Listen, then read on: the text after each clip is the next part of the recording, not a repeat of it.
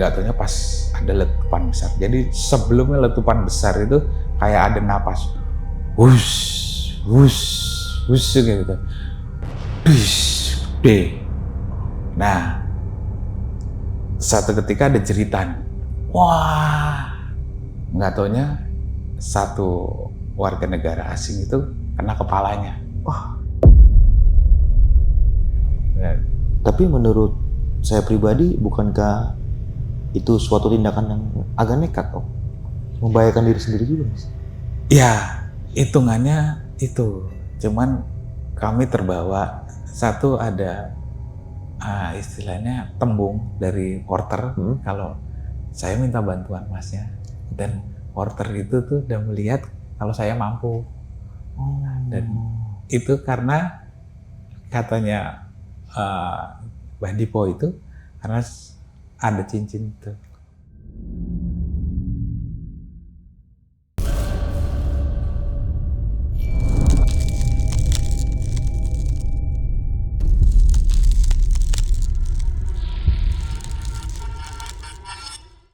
Assalamualaikum warahmatullahi wabarakatuh. Balik lagi nih di Besok Pagi. Kali ini bareng gue Bang Mange, pria gemoy tanpa bahan pengawet. Oke nih sob, di malam kali ini kita masih berada di Jogja nih. Gua berangkat dari Bintaro menuju ke Jogja dengan menggunakan jasa layanan Baraya Pariwisata.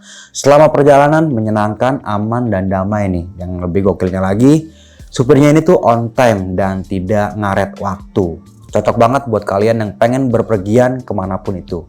Mau sewa armada, tur domestik, ataupun internasional, Baraya Pariwisata adalah solusinya. Spesial buat teman-teman Besok Pagi, kita sudah menyiapkan diskon 10% dengan kode voucher trip Besok Pagi. Ini cocok banget buat teman-teman yang mau berhemat ketika jalan-jalan nih. Baraya Pariwisata adalah solusinya. Dan di malam kali ini kita sudah menghadirkan narasumber. Dan narasumber kita kali ini adalah seorang pendaki senior asal Kota Magelang. Beliau melakukan pendakian ke Gunung Semeru dan mendapatkan sebuah pesan nih dari juru kunci Gunung Semeru, yaitu Mbah Dipo.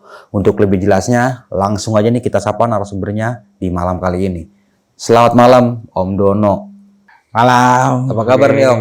Kabar baik. Alhamdulillah baik, Om. Waduh, kesibukan lagi apa sekarang, Om?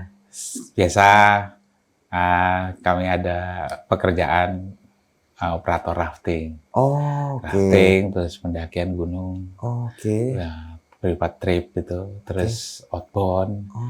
Nah, terus yang ada lagi nih, kami baru saja itu menjalani aktivitas bersih gedung. Jadi, dari saya mengelola Belantara Indonesia Adventure di Magelang. Oke, buat teman-teman yang pengen mencoba rafting, naik gunung, yang tadi udah sebutin, bisa tuh, Om ya? Semuanya yang berbau adventure bisa dengan saya. Bisa dengan Om Dono ya? Iya. Oke, mungkin ditahan dulu nih, Om, untuk ceritanya ya. Nanti bakalan diceritain kenapa itu semua bisa terjadi, Om ya. Dan sebuah pesan dari juru kunci Gunung Semeru. Saya penasaran apa yang bakal diceritain nanti. Dan sebelum kita masuk ke ceritanya, Om ya, kita doakan terlebih dahulu semoga teman-teman kita yang berada di lereng Semeru tetap diberi keamanan, Om ya. Semoga dijauhkan dari mara bahaya oleh erupsinya Gunung Merapi. Dan semoga kita doakan juga Gunung Semeru lekas membaik dan normal seperti biasanya. Namun sebelum kita masuk ke ceritanya nih, bagi teman-teman yang belum subscribe, silahkan di-subscribe terlebih dahulu, like, comment, dan share. Jangan lupa nyalakan loncengnya agar teman-teman semua nggak ketinggalan video terbaru dari Besok Pagi. Dan bagi teman-teman yang pengen menjadi narasumber di Besok Pagi, kirim cerita kalian langsung aja nih ke nomor WhatsApp yang ada di bawah sini. Mau nggak mau, suka nggak suka, bahwa hal gaib itu ada di sekitar kita. Tanpa berlama-lama lagi, langsung aja kita masuk ke ceritanya.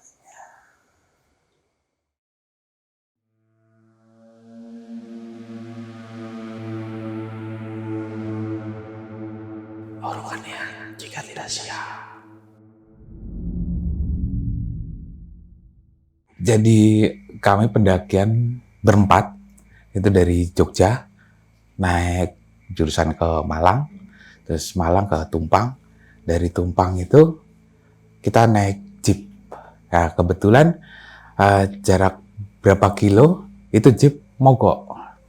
Ya, itu di pagi hari sekitar jam 4. Jam 4 itu terpaksanya kami jalan.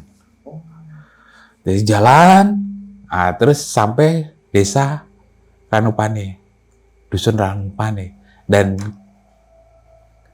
kami ketemu salah seorang penduduk di sana yang bernama Mbah Dipo. Mbah Dipo.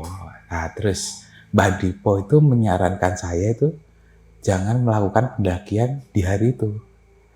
Nah, kenapa Mbah? Gitu. Terus enggak apa-apa. Pokoknya kamu mendingan ditunda dulu. Nah, di hari berikutnya. Nah, terus Mbah, kami itu ke sini waktunya singkat, jadi nggak bisa untuk menunda pendakian. Nah, terus tapi saya membujuk buat melakukan pendakian hari itu juga. Terus tapi Mbah Dipo melarang, terus dia ada bilang, ya nggak apa-apa, monggo, terus hati-hati. Gitu. Terus bayar registrasi, terus pendakian. Nah, di pendakian itu saya sampai Ranukumbolo itu sekitar jam 7. Jadi udah sangat malam sebenarnya situ. Terus di situ rame nggak tahu ada rombongan warga negara asing. Nah, itu sekitar 45-an orang. Nah, 45-an orang, terus kami dirikan tenda, tapi jaraknya jauh dengan mereka. Nah, saya di pojok itu. Nah, terus itu di malam itu saya keluar tenda, memang keluar tenda, terus melihat, dan ada beberapa peserta yang warga negara asing itu mancing. Mancing di Ranukumbolo? Di Ranukumbolo. Wow. Dan saya heran aja, kenapa kok mancing gitu. Nah, dan ada firasat dari saya, kalau hal tersebut itu memang nggak boleh. Terus saya melihat hal-hal yang aneh aja. Jadi cuaca di situ cerah, cuman kalau dirasakan itu aneh. Anehnya ada sosok istilahnya makhluk-makhluk itu yang berkumpul di situ. Nah, gitu. Nggak taunya itu warga negara asing itu dapat ikan masnya. Wah, itu tiga. Sekarang saya ngelihat, dapat deh, gitu. Ya, saya ikut, cuman sudah mereka langsung bakar. Wah. Dulu masih bisa bikin api unggun di situ, terus dia betetin, terus dibakar. Nah, itu saya udah nggak bener ini kalau ada perasaan seperti itu. Terus akhirnya malah saya merenung aja sampai malam, sekitar jam 1 sampai jam 1-an itu, terus ada merasa ngantuk, saya istirahat, tidur di situ. Nah, paginya logistik kami yang kayak panci apa tuh kotor, terus saya ambil air, terus dicuci agak jauh dari danau. Nah, tapi setelah itu saya menemukan satu cincin di Ranukumbolo itu. Cincin yang dia punya ukiran itu kepala naga, terus itu ada mustikanya di atas kepala, warna merah, batu, mustikanya itu. Nah, terus, kok ada cincin aku gitu tuh. Terus aku coba pakai gitu. Nah, terus pakai, terus dia kayak melekat di jari manis ini. Di tangan kiri, terus sudah saya pakai. Coba pakai aja lah gitu. Pakai jam 8 pagi aku udah merencanakan itu kita naik ke puncak. Setelah lewat Rorombo, terus rombongan ini juga berangkat sama-sama. Nah, tapi kita jaga jarak aja. Ketika misalnya kan itu di musim bulan-bulan agak banyak debu itu, jadi kita pakai masker apa itu, terus naik, dan nggak taunya itu di Arcopodo, Arcopodo 2:30 sore. Kita ngecamp di situ, tapi mereka ngecamp di Kalimati, di bawah. Nah, terus sampai di Arcopodo bikin tenda, terus kami prepare buat besok ke puncak, terus istirahat, dan tidak ada hal yang istilahnya itu hal-hal makhluk halus apa itu tidak ada. Dan paginya kita sekitar jam 2:30 itu berangkat. Nah, berangkat lewat Arcopodo. Di situ kita ada yang mengikuti. Ya, makhluk halus juga. Nah, itu yang sampai di namanya itu dulu Cemoro Tunggalnya itu di atas itu pasir-pasir. Nah, itu namanya Cemoro Tunggal. Saya istirahat di situ. Kok rombongan ini belum berangkat. Kedua, yang mengikuti itu berhenti di Cemoro Tunggal itu. Sambil istirahat. Nah, setelah itu nggak taunya dengan ya enaknya bareng-bareng karena hanya rombongan 2 rombongan. Saya berempat. Nah, terus teman-teman yang itu kita lanjut aja, nggak usah nungguin rombongan. Oke, nggak apa-apa. Gitu. Jalan lagi. Terus kita duluan di puncak. Nah, nggak berapa lama mereka sampai juga puncak. Nah, warga asing yang tadi malam mancing itu ke kawahnya. Dan letupan-letupan itu dari bawah udah ngeliat itu dia warna hitam, pekat. Dan material yang di bawah, yang naik ke atas, itu besar-besar batunya. Nah, pada saat itu ada porternya juga di sana. Aku udah bilangin, Pak, ke porternya, Pak, nggak bahaya Pak, kalau warga asingnya itu ke kawah. Enggak, dia cuma sebentar kok. Itu cuma ambil foto terus kesini lagi gitu. Nah, nggak taunya pas ada letupan besar. Jadi sebelumnya letupan besar itu kayak ada napas. Wush gitu. Bish, gede. Nah, satu ketika ada jeritan. Wah, nggak taunya satu warga negara asing itu kena kepalanya. Kami hanya bisa melihat toh pada saat itu. Dan kepengen bergerak karena batu-batu yang sampai di puncak kan agak jauh, sekitar 1 kiloan gitu. Nah, itu kita mau ke sana, batu di seputar kita itu agak lumayan. Jadi, wah, nunggu dulu nih, aku mau nulungin atau kita turun. Itu perhitungannya aku sama teman-teman gitu. Cuman porter, Mas, jangan tinggalin dulu Mas, tolong di ini. Oh ya, gitu, aku bilang gitu. Nah, udah reda karena hanya beberapa menit. Kami tolong lari gitu. Nggak taunya warga negara asing itu yang ke sana itu 3 orang. Yang turun ke kawah. Yang turun ke kawah.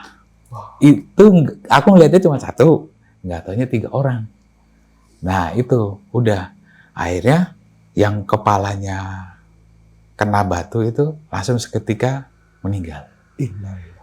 Nah, terus yang 1 itu punggungnya sini, terus yang 1 itu sini kena juga. Nah, udah akhirnya mau nggak mau kita evakuasi gimana caranya untuk tarik turun. Nah, dan rombongan itu berangsur-angsur itu naik ke puncak, kan nggak bersama-sama, karena banyak. Nah, itu kaget semua. Nah, kaget semua. terus aku diminta untuk evakuasi yang meninggal ini. Nah, yang 2 ini sudah langsung ditarik masuk sama porter-porter ke bawah, terus yang terakhir yang meninggal ini, dan hanya ada berapa porter itu, sekitar 6-7 porter, ditambah dengan rekan-rekan saya. Nah, pada saat itu kita sulit apa yang harus dibawa buat yang warga asing ini kita bopong gimana, kita angkat gimana. Nah, akhirnya untungnya itu ada orang-orang yang tradisi sana pakai sarung. Iya. Nah, udah, akhirnya makin buntel pakai sarung, nah, kita turunkan. Dan sulitnya itu kalau yang meninggal itu berat dan orangnya besar. Nah, terus ada porter yang bilang, "Mas, kamu pasti kuat untuk ngangkat. Tolong kami." Gitu. Aku nggak tahu itu bagaimana. Akhirnya tak coba angkat, hanya 2 orang. Saya pas badannya, terus yang satu porter itu kakinya itu gantian sih. Turun, tapi waktunya lebih banyak saya. Nah, sampai di Arcopodo, nah itu ada porter langsung tanggap, ambil kayu apa semua, disiapin, bikin tandu darurat, nah, kayak babi, nah, makanya dibuntel sarung, turun, dan sampai di sana itu, sampai di Ranukumbolo lagi itu sekitar jam 12-an. Dari jam 8, dari puncak, sekitar jam 12-an sampai di sana. Nah, dan porter-porter itu, "Mas, alhamdulillah udah sampai sini, ini tanggung jawab saya yang kesananya selanjutnya. Nah, ini nggak apa-apa, saya yang tanggung jawab." Terus saya serahkan ke sana. Nah, terus pada saat itu, "Masnya, nanti tolong Masnya itu ada aura yang cukup besar. Itu tolong dipelihara." Gitu. Nah, terus setelah itu aku ada bisikan kalau aku harus mandi di Ranukumbolo itu. Jadi darah itu banyak. Terus, muka udah campur debu. Nah, terus ini semua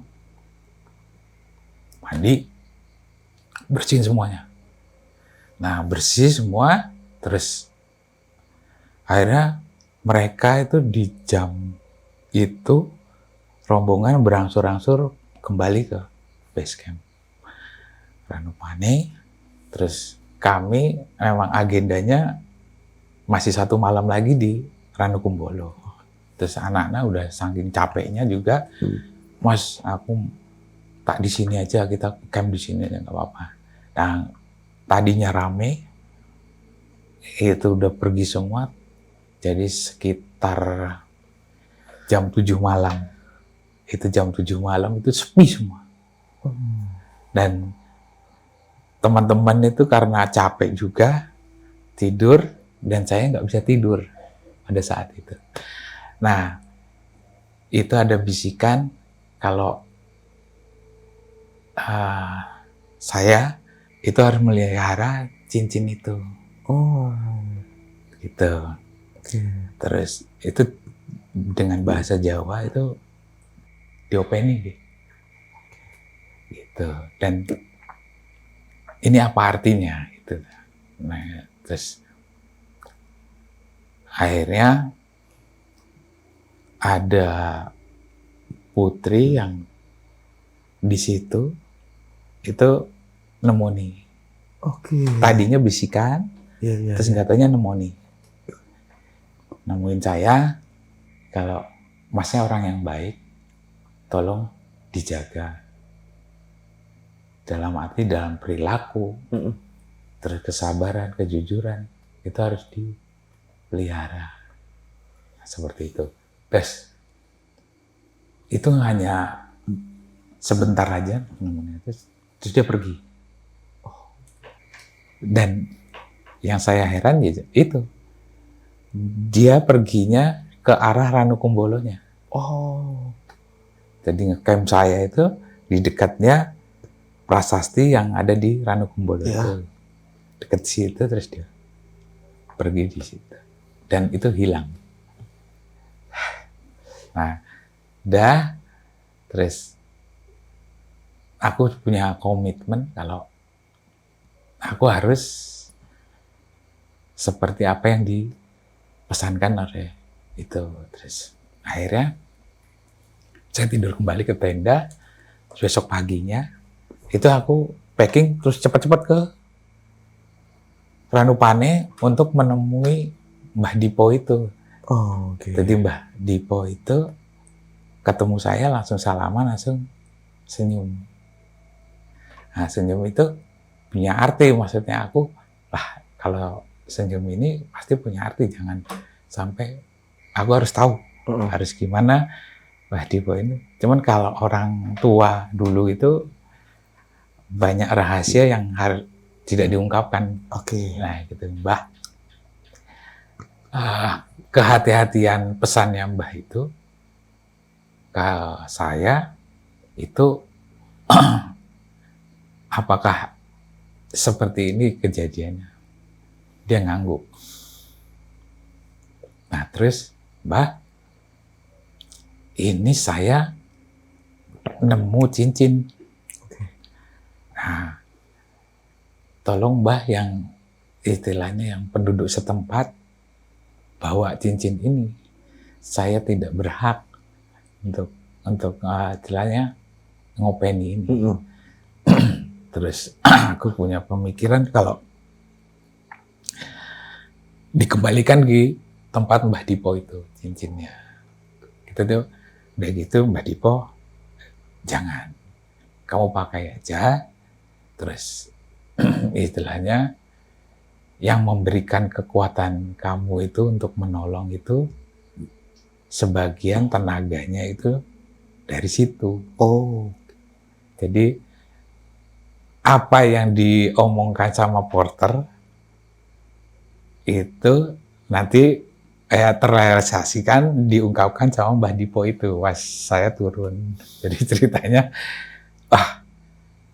apakah saya sanggup? Cuman pertanyaan itu dari situ. Nah terus Mbah, gini, saya tuh tidak senang aksesoris atau berupa cincin atau keris gitu. Terus mohon Mbah, saya titip ke Mbah aja yang mau melihara Mbah gitu. Terus gak usah, kamu bawa aja. Nah, terus sebenarnya itu si Mbah itu punya firasat lagi, ketika misalnya kamu nggak sanggup atau nggak kuat, itu jangan dibuang atau dikasihkan ke sembarang orang. Nah, kalau nggak suka, itu tolong dikembalikan. Nah, bilang seperti itu. Terus aku, Mbah, mudah-mudahan saya bisa kesini lagi. Kalau misalnya saya nggak suka cincin ini atau saya tidak mau pakai, saya akan kembali lagi ke sini mengembalikan gitu. Terus Mbah itu ngomong lagi, paling ya insya Allah itu 1 tahun besok kamu bisa kesini lagi. Gitu. Terus saya nggak taunya tahun berikutnya itu saya bisa ke sana lagi dan saya kembalikan cincin itu ke Ranukumbolo.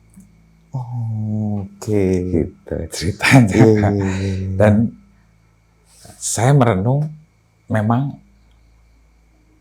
apa yang dikatakan orang-orang itu kalau pendakian gue harus butuh kesabaran. Kalau ada orang yang membutuhkan bantuan, kita harus bantu. Nah, terus naik gunung itu apa toh intinya? Nah, kita beriman, tambah imannya ketika sampai di puncak, bersyukur kita sampai puncak, pulang dengan selamat. Seperti itu kalau dari aku. Jadi renungan yang di malam di Ranukumbolo itu, nah, emang pendakian itu termasuknya itu kedua di Ranukumbolo. Jadi pas yang tahun berikutnya itu yang ketiga. Gitu. Jadi ya alhamdulillah semua dari saya itu tim juga sehat semua. Terus dan ini jadi fondasi saya jadi pencinta alam yang sejati. Gitu. Ini tahun 97 berarti ya Om? 97 gitu. Pada saat itu 97 Semeru seperti apa Om? Kalau Semeru zaman itu masih sepi, Mas. Jadi hanya beberapa pendaki, beberapa kelompok pendaki seharinya itu loh. Belum banyak. Iya. Jadi di sana masih ada belibis itu.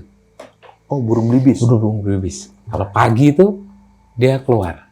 Dan antiknya itu belibis itu hanya 12. Terus nanti kalau ada yang meninggal pasti ada yang lahir. Dan jumlahnya hanya 12. Jumlahnya terus saja. Tahun berikutnya 12. Karena saya 2 tahun itu kesana. Rutin ke sana ya. Ya pas kejadian itu nggak tahu kenapa ada temen yang ngajak ke sana dan itu udah saya bayarin kamu naik ke sana. Dan itu ramalannya Mbah Dipo itu. Benar. Dan kemudian saya ke sana terus cincin itu tak balikan. Nah, tentang burung belibis. Kenapa selalu 12 terus? Menurutnya sana itu burung belibis itu jadi titisan dewa. Tadi ada titisan dewa itu yang naga sama kura-kura. Tambah belibisnya itu. Jadi 12 itu menurut orang-orang sana itu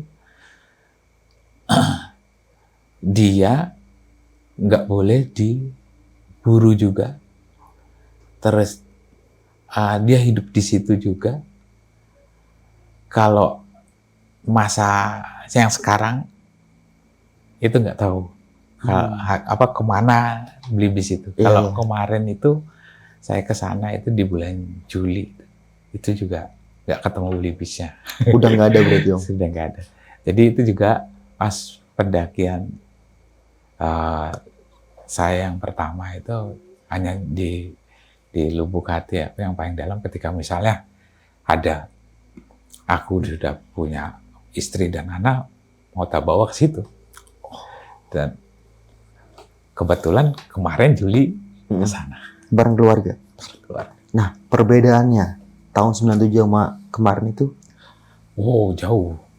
Di tahun yang sekarang ini itu 200 pendaki untuk nguarnya sendiri, untuk booking online aja itu antri. Dan itu hitungannya menit. Dibuka langsung habis, langsung habis. Nah, itu cuman saya sama anak-anak, ya kita liburan kemana nih? Ranukumbolo yuk. Ya. Nah, udah daftar anak saya. Terus, wah bisa. Udah transfer. Dan ada misi yang berikutnya yang untuk keluarga sih kalau yang saya cita-citakan gitu. Nah, mohon maaf Om, saya mau tanya tentang korban yang sempat terkena batu panas yang di kepalanya yang turis asing ya. Ini sama nggak sama yang sebelum malamnya ini Om lihat sedang mancing itu? Jadi itu yang aku terima itu namanya Muller. Muller. Ya, namanya Muller. Terus James. Terus yang satu Kotler apa ya? Ya, kalau nggak salah. Nah itu, dia yang mancing di ikan di Rankumbolo itu. Oh. Dan hal tersebut itu dari aku udah di perasaan itu udah nggak enak memang. Terus paginya tuh sebenarnya sudah ada tanda-tanda ketika saya ambil air itu nggak taunya itu separuh dari air itu sebenarnya darah. Darah. Jadi air di atasnya, darahnya di bawah. Kita ambil pakai tempat misting itu. Iya. Gitu. Buat nyuci piring itu, gelas itu. Itu di bawahnya darah, tetesan darah itu kumpul. Nah, cuman aku batin aja dan cerita itu tak pegang sendiri karena teman-teman kalau diceritakan takut. Nah, gitu. Nah, tanda-tanda seperti itu yang kok ada darah gitu. Nah, terus sebenarnya lewat di tanjakan cinta lagi, pas di tanjakan cinta itu turun ke Ororombo, ada bercak darah lagi. Oh, Gitu. Dan itu juga sebagai pertanda kalau memang hukum alam di Semeru itu. Larangan yang seharusnya tidak dilakukan tapi melanggar, dan istilahnya itu kalau Mbah Dipo bicara dengan saya itu, yaitu Mas, alam yang menghukum. Oke, bukankah peraturan pada saat itu atau sekarang ini ya tidak boleh memancing di sana? Kalau peraturan dari dulu itu nggak boleh. Tidak boleh kan? Tidak boleh. Mandi pun tidak boleh. Kalau mandi itu banyak. Nah, di sini mandi itu dalam arti tidak pakai sabun yang dulu dilakukan sama anak-anak pendaki dulu, itu ya berenang semua, terus nggak pakai sabun. Terus sudah, karena nggak berlama-lama juga, airnya dingin. Oh iya, dingin pasti, banget di situ. Berarti kan kronologis dari korban ini memang sengaja untuk memotret kawah. Ya, tujuannya mereka gitu. Karena di informasi mereka itu Semeru itu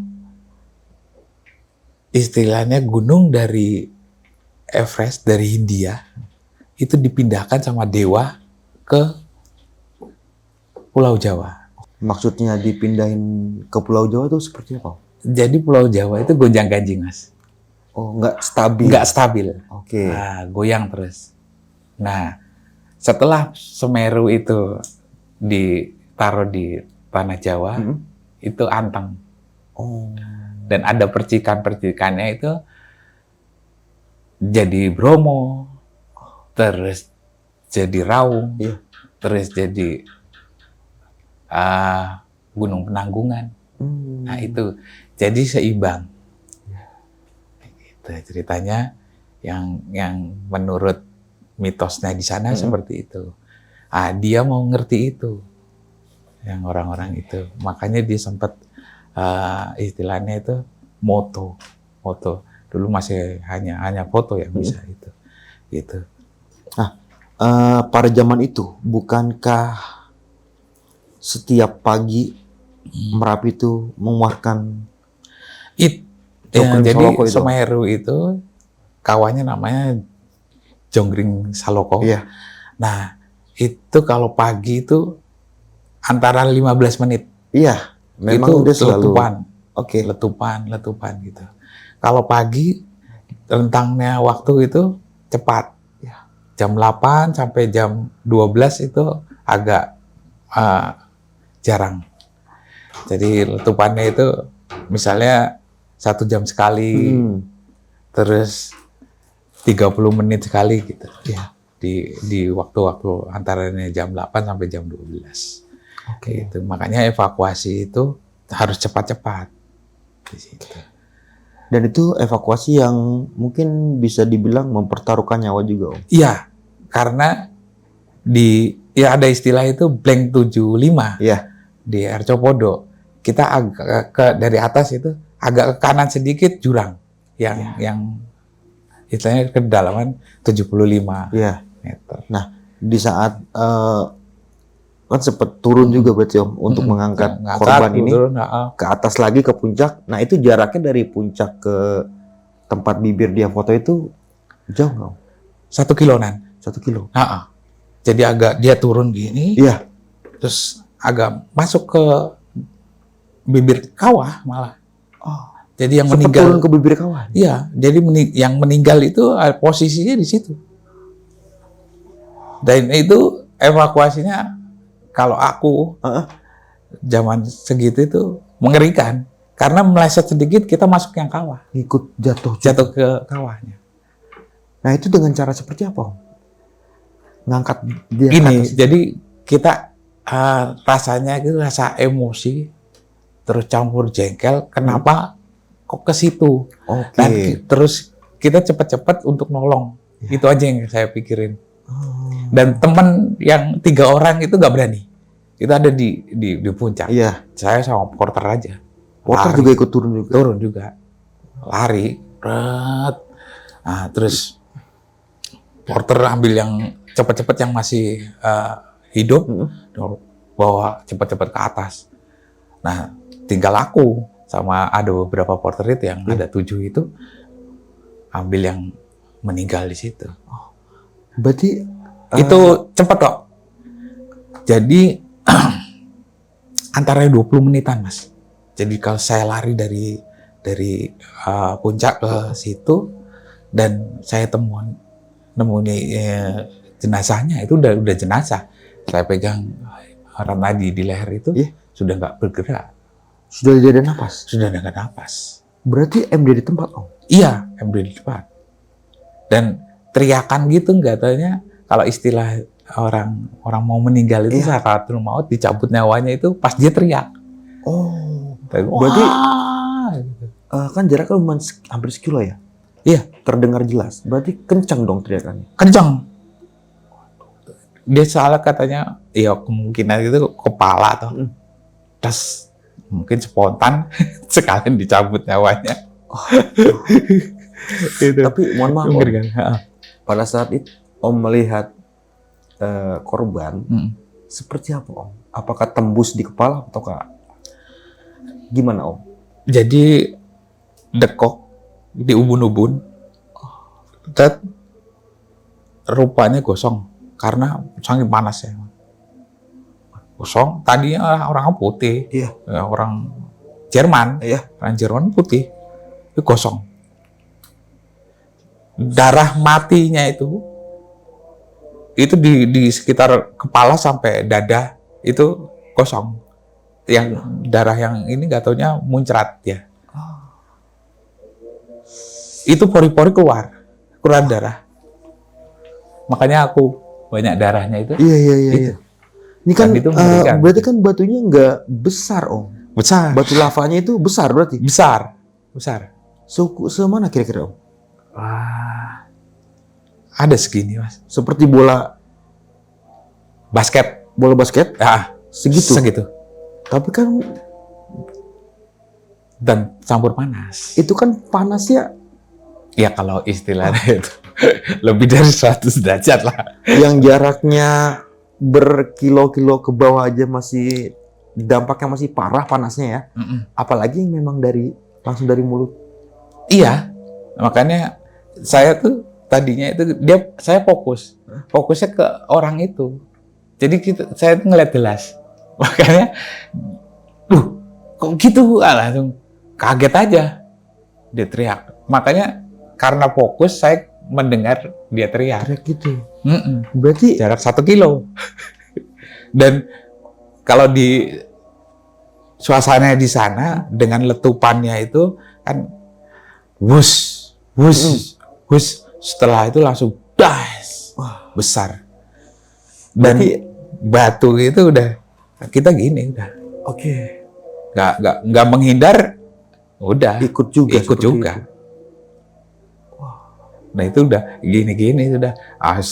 Ada yang kebetulan ada lempeng buat tanda puncak itu, udah ada yang pegang gitu. Tapi aku nggak sempat pas itu, temen aja gue. Berarti Om Dono menyaksikan langsung kejadian tersebut. Iya. Seperti apa letusannya, terus terkena kepalanya. Lihat jelas.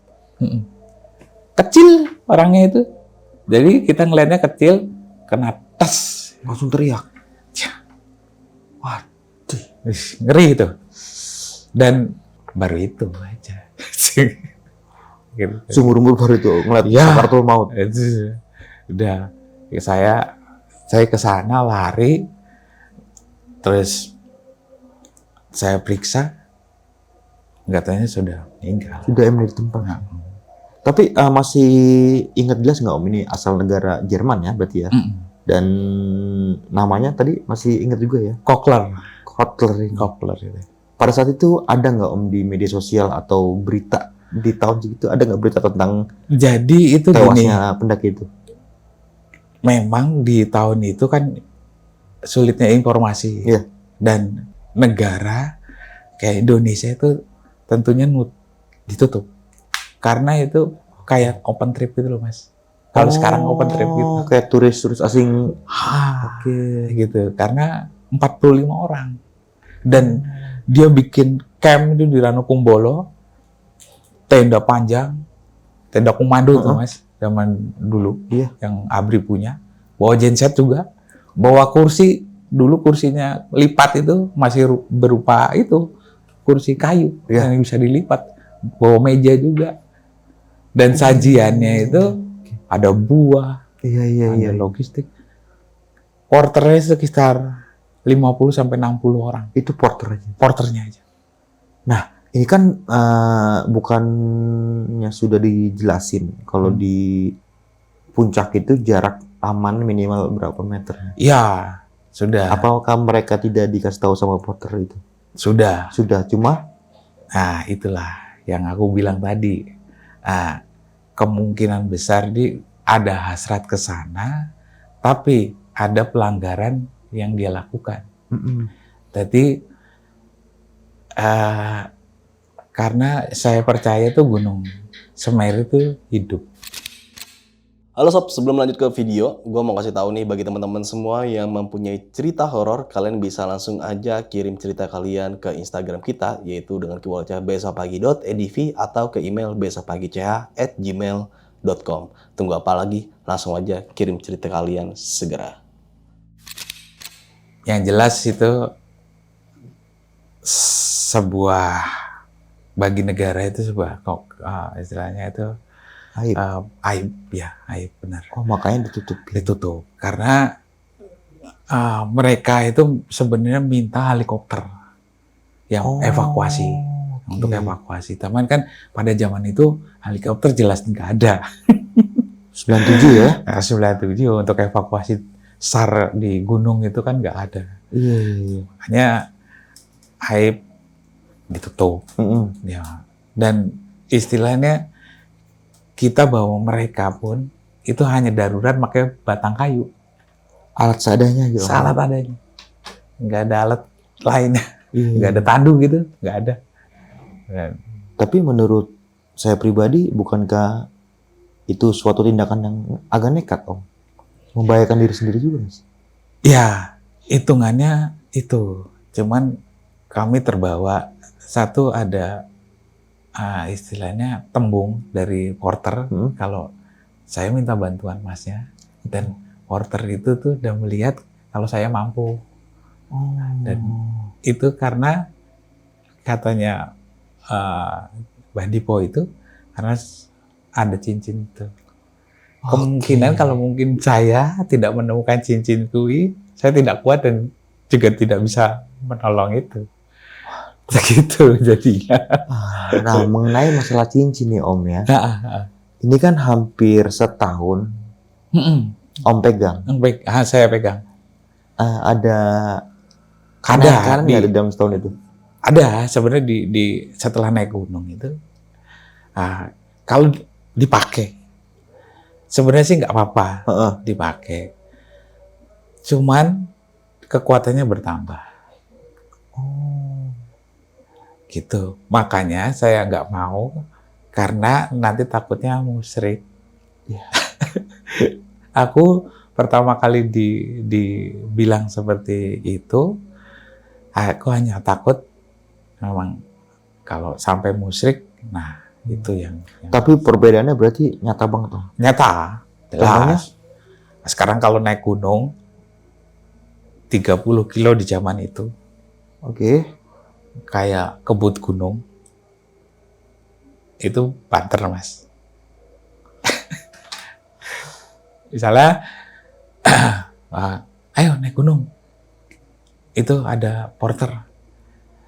Ini porternya nggak bisa berangkat, kamu yang berangkat ya.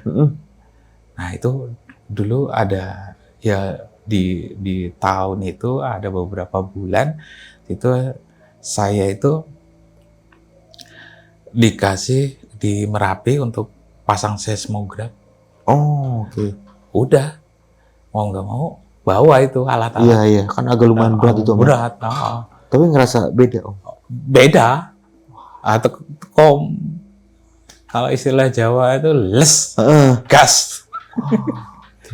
Nah, kenapa dibalikin tuh? Ya itu, intinya saya takutnya musyrik.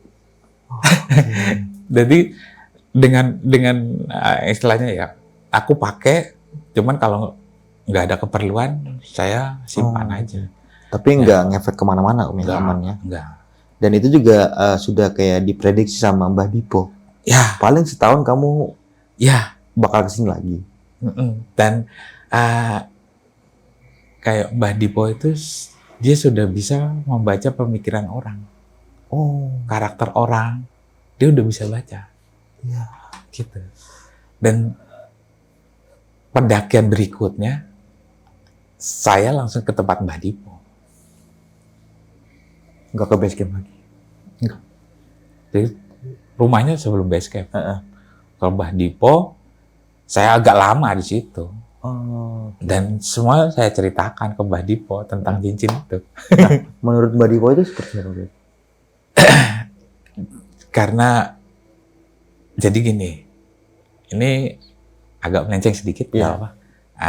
Saya ada keturunan dari Brawijaya 5.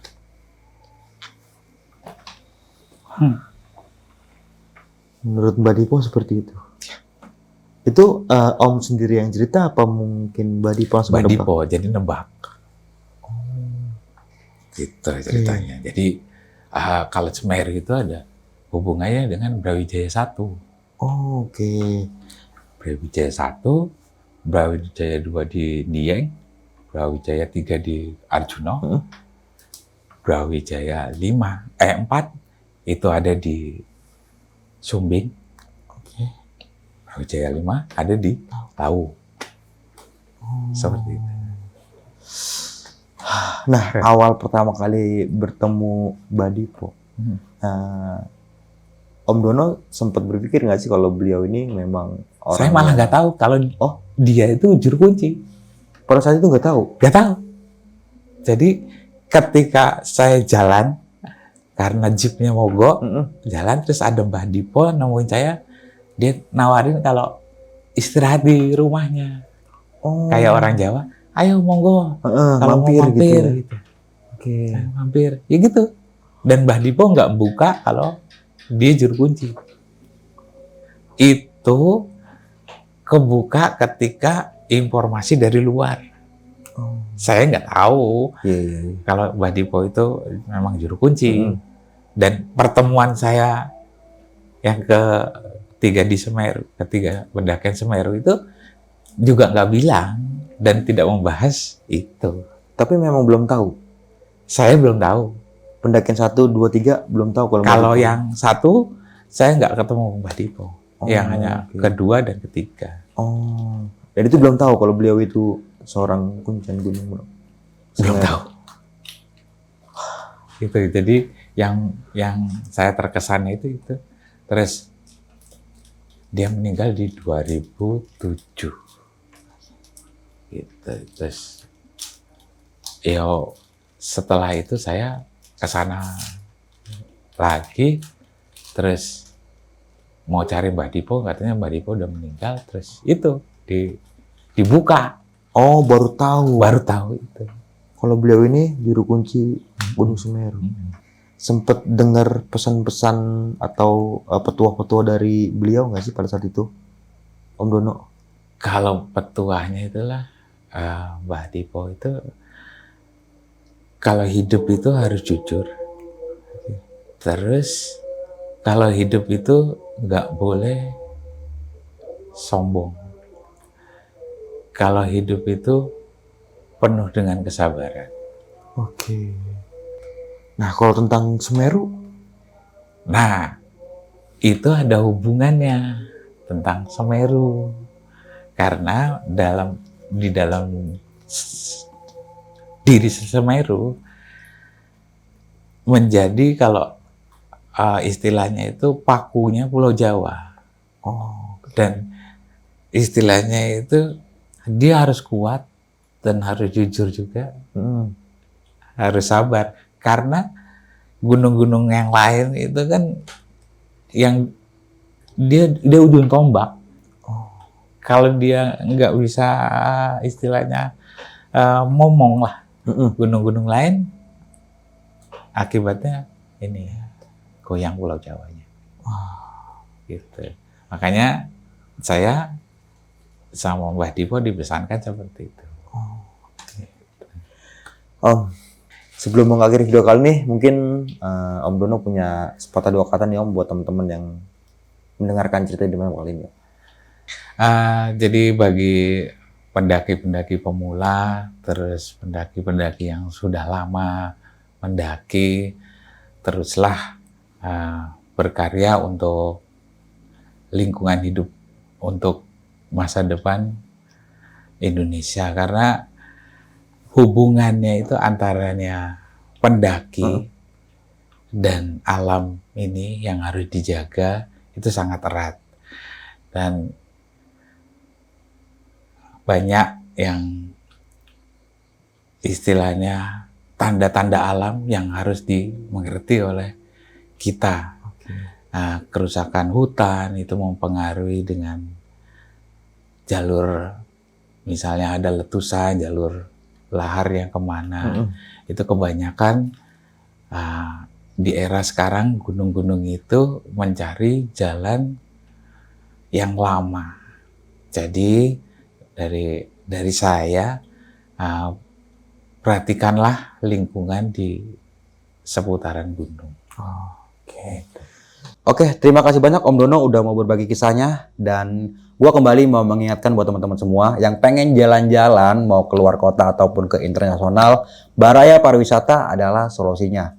Untuk lebih jelasnya nanti bakalan gue cantumin semuanya di kolom deskripsi. Mungkin itu aja dari gue Bang Mange, kurang lebihnya mohon maaf. Sampai jumpa di video-video selanjutnya. Wassalamualaikum warahmatullahi wabarakatuh.